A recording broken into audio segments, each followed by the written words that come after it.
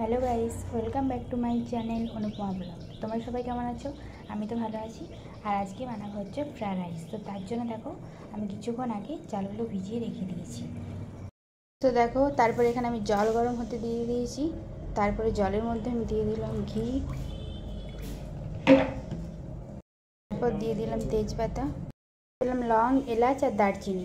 তো এখানে জল গরম হয়ে গেছে, জলের মধ্যে আমি ভিজিয়ে রাখা চাল দিয়ে দিলাম। এটা ফুটছে।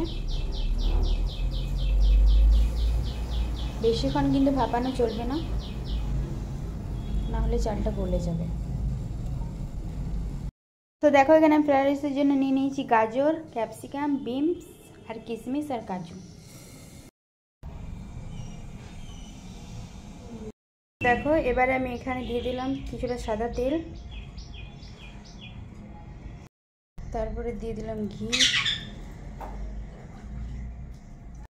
আবার দিয়ে দিলাম এখানে দুটো তেজ, লং দিয়ে দিলাম। এরপর সমস্ত সবজিগুলো আমি এর মধ্যে দিয়ে দেবো।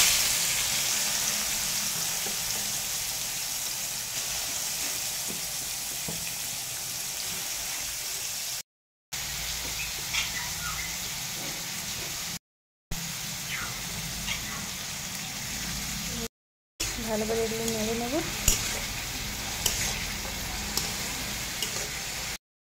দিয়ে দিলাম পরিমাণ মতো নুন, দিয়ে দিলাম পরিমাণ মতো চিনি। যেমন মিষ্টি করে সেই তেমন চিনিটা দেবে সেরকমভাবে। এর মধ্যে আমি দিয়ে দিলাম সিদ্ধ করা চাল।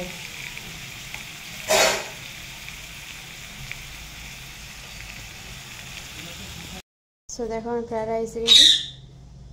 আমি উপর থেকে দিয়ে দেবো কাজু কিশমিশগুলো। ফ্রায়েড রাইস বানানো হয়ে গেছে।